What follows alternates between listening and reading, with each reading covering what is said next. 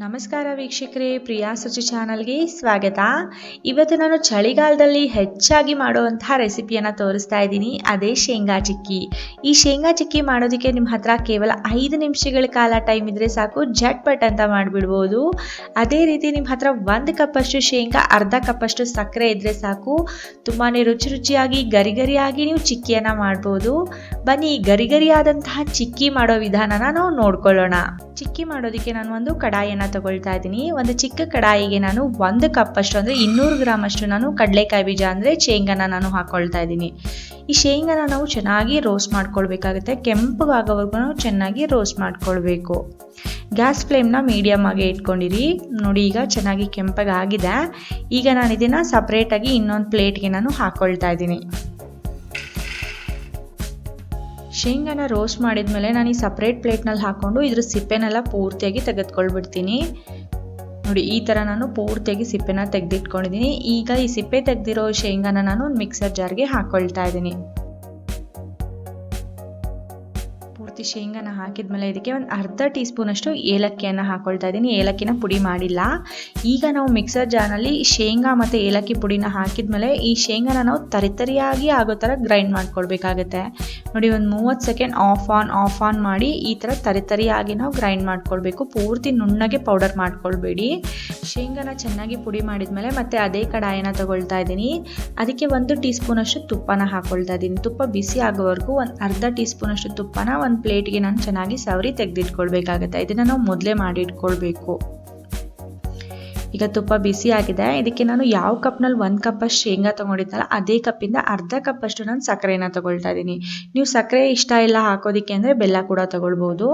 ಈಗ ಸಕ್ಕರೆ ಪೂರ್ತಿಯಾಗಿ ಕರ್ಗೋವರೆಗೂ ನಾವು ಇದನ್ನು ಈ ರೀತಿಯಾಗಿ ರೋಸ್ಟ್ ಮಾಡ್ಕೊಳ್ಬೇಕಾಗತ್ತೆ. ನೋಡಿ, ನೋಡ್ತಾನೆ ಸಕ್ಕರೆ ಪೂರ್ತಿಯಾಗಿ ಕರಗಿ ನೀರಾಗಿಬಿಡುತ್ತೆ. ನೀವು ಇದೇ ಥರ ಬೆಲ್ಲನ ಕೂಡ ನೀವು ಹಾಕ್ಕೊಳ್ಬೋದು. ಬೆಲ್ಲ, ಸಕ್ಕರೆ ನೀವು ಯಾವುದಾದ್ರೂ ಹಾಕ್ಕೊಳ್ಳಿ, ಎರಡೂ ಕೂಡ ತುಂಬಾ ರುಚಿಯಾಗಿರುತ್ತೆ. ನೋಡಿ, ಸಕ್ಕರೆ ಯಾವ ರೀತಿಯಾಗಿ ಕರಗ್ತಾ ಇದೆ ಅಂತ. ಗ್ಯಾಸ್ ಫ್ಲೇಮ್ನ ಮೀಡಿಯಮ್ ಆಗಿ ಇಟ್ಕೊಳ್ಳಿ. ಸಕ್ಕರೆ ಪೂರ್ತಿಯಾಗಿ ಕರಗೋವರೆಗೂ ನಾವು 1 ಸೆಕೆಂಡ್ ಕೂಡ ಕೈ ಬಿಡಬಾರ್ದು. ಈ ರೀತಿಯಾಗಿ ಕೈ ಆಡಿಸ್ತಾನೆ ಇರಬೇಕಾಗುತ್ತೆ. ನೋಡಿ, ಈಗ ಎಷ್ಟು ಚೆನ್ನಾಗಿ ನೀರಾಗ್ಬಿಟ್ಟಿದೆ. ಇದು ಸಕ್ಕರೆ ಪೂರ್ತಿ ಕರಗಿದ್ಮೇಲೆ ಒಂದು 30 ಸೆಕೆಂಡ್ ಆದಮೇಲೆ ಸ್ವಲ್ಪ ಕೆಂಪಗಾಗುತ್ತೆ. ನೋಡಿ, ಈಗ ಕೆಂಪಗಾಗ್ತಾ ಇದೆ. ಈ ರೀತಿಯಾಗಿ ಕೆಂಪಗಾಗಿದ ತಕ್ಷಣ ನಾವು ಆಗಲೇ ಗ್ರೈಂಡ್ ಮಾಡಿ ಇಟ್ಕೊಂಡಿದ್ನಲ್ಲ ಶೇಂಗಾ ಪುಡಿ, ಅದನ್ನು ನಾನು ಇದರೊಳಗಡೆ ಹಾಕ್ಕೊಳ್ತಾ ಇದ್ದೀನಿ. ಈಗ ನೋಡಿ, 1 ಕಪ್ಪಷ್ಟು ಆಗಿದೆ ಅದು. ಅದನ್ನು ನಾನೀಗ ಡೈರೆಕ್ಟಾಗಿ ಹಾಕ್ಕೊಂಡ್ಬಿಡ್ತೀನಿ. ಒಂದೇ ಸಲ ಹಾಕಿ ಒಂದ್ಸಲ ನಾವು ಚೆನ್ನಾಗಿ ಮಿಕ್ಸ್ ಮಾಡ್ಕೊಳ್ಬೇಕಾಗತ್ತೆ. ಸಕ್ಕರೆ ಪಾಕ ಶೇಂಗಾ ಜೊತೆಗೆ ಚೆನ್ನಾಗಿ ಮಿಕ್ಸ್ ಆಗಬೇಕು. ಒಂದು 30 ಸೆಕೆಂಡ್ ಮಿಕ್ಸ್ ಮಾಡಿದ ತಕ್ಷಣ ಗ್ಯಾಸ್ ಫ್ಲೇಮ್ನ ನಾವು ಆಫ್ ಮಾಡಬೇಕಾಗುತ್ತೆ. ಆಫ್ ಮಾಡಿ ನಾವು ಇದನ್ನು ಆಗಲೇ ತುಪ್ಪ ಸವರಿದ್ನಲ್ಲ ಆ ಪ್ಲೇಟ್ಗೆ ನಾನು ಹಾಕ್ಕೊಳ್ತಾ ಇದ್ದೀನಿ. ಬಿಸಿ ಇರುವಾಗಲೇ ನಾವು ಇನ್ನೊಂದು ಬೌಲ್ ತೊಗೊಳ್ಬೇಕು. ಆ ಬೌಲ್ಗೆ ಹಿಂದೆ ಕೂಡ ತುಪ್ಪ ಸವರಿ ಈ ರೀತಿಯಾಗಿ ನಾವು ಪ್ರೆಸ್ ಮಾಡ್ಕೊಳ್ಬೇಕು. ಶೇಂಗಾ ಚಿಕ್ಕಿನ ಮೊದಲಿನ ಕಾಲದಿಂದನೂ ಇದೇ ರೀತಿಯಾಗಿ ಮನೆಯಲ್ಲಿ ಮಾಡ್ಕೊಂಡು ಬಂದಿರೋದು, ಹಾಗಾಗಿ ನಾನು ಇದೇ ವಿಧಾನದಲ್ಲಿ ತೋರಿಸ್ತಾ ಇದ್ದೀನಿ.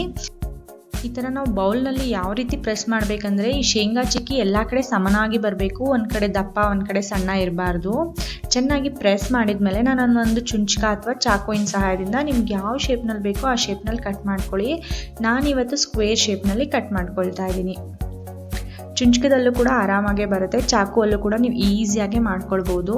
ನೀವು ಬಿಸಿ ಇದ್ದಂಗ್ಲೇ ಕಟ್ ಮಾಡ್ಕೊಳ್ಬೇಕು. ಒಂದು 5 ನಿಮಿಷ ಆದರೂ ಕೂಡ ಅದು ಗಟ್ಟಿ ಆಗಿಬಿಡುತ್ತೆ.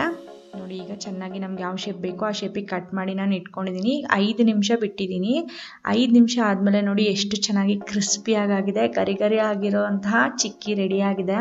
ನೀವು ಹೊರಗಡೆ ಶಾಪಿಂದ ತರೋ ಚಿಕ್ಕಿಗಿಂತ ಇದು ತುಂಬಾ ಹೈಜೀನ್ ಆಗಿ ತುಂಬಾ ರುಚಿಯಾಗಿ ಆರೋಗ್ಯಕರವಾಗಿರುತ್ತೆ. ಹಾಗಾಗಿ ನೀವು ಕೂಡ ಇನ್ನು ಮುಂದೆ ಮನೆಯಲ್ಲೇ 5 ನಿಮಿಷದಲ್ಲೇ ಚಿಕ್ಕಿನ ಮಾಡ್ಕೊಂಡು ಬಿಡಿ. ನಿಮಗೆಲ್ಲರಿಗೂ ಇವತ್ತಿನ ಈ ಆರೋಗ್ಯಕರವಾದಂತಹ ಈ ಶೇಂಗಾ ಚಿಕ್ಕಿ ರೆಸಿಪಿ ಇಷ್ಟ ಆಗಿದ್ರೆ ಪ್ರಿಯಾ ಸುಚಿ ಚಾನಲ್ಗೆ ಲೈಕ್ ಮಾಡಿ.